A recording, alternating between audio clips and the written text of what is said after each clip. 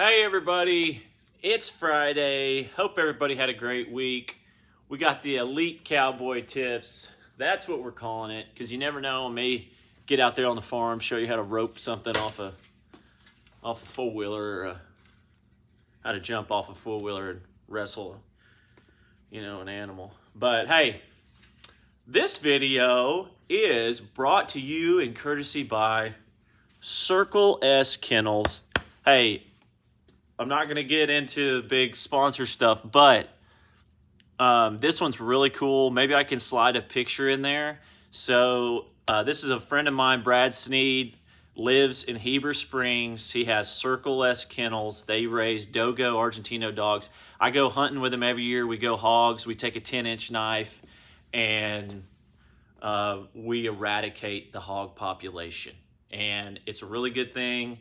And he has excellent high-quality dogs. If you guys are into that, go check out CircleSKennels.com. Those guys have some sweet animals. But, yeah, that's our sponsor for this video. So let's get into my second fishing technique, bait, this time of year, right now. In a lot of this area, the Ozarks and Oklahoma, anywhere around through here, that I really like to do this for smallmouth particularly, but you can definitely catch big largemouth doing it, and you can do it from right here all the way over to the East Coast. And that's a Ned rig. Yeah, probably wasn't expecting that, the old spin pole, but I love it. I love throwing a spinning rod. This right here is the Ned. Now I'm going to tell you, there's two styles the way I throw the Ned rig. One is pre-spawn, heavier head, getting it to the bottom, fishing it on the bottom. Okay, might have some fish schooled up on some points, and they're feeding off the bottom, so I go with a heavier head. I want that bait to get down there. Number two is more when the fish get into the spawn, when smallmouth starts spawning. This is really important, guys. You want to go with a light head, okay?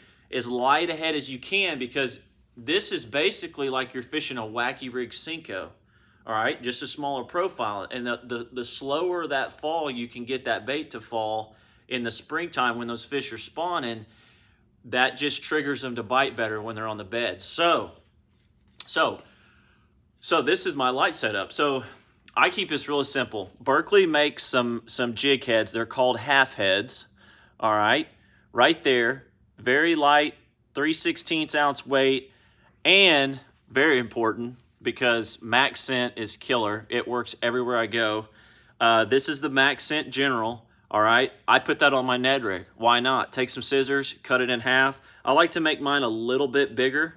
Try and maybe get a little bit better, kind of fend off some of them real small fish, But that's it. Pretty simple. 10-pound line, old spin pole right there, Abu Garcia stuff. And all right, let's talk about how to fish it.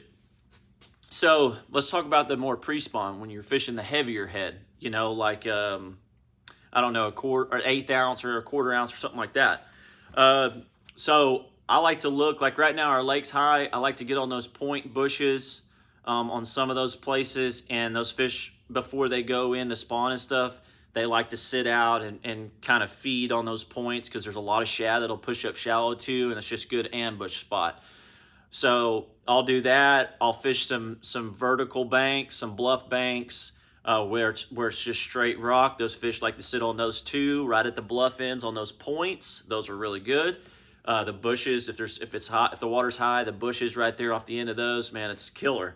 So that's how I fish that. Some different ledges and stuff, or big rock piles, whatever you got. You can fish this thing around boat docks, works great.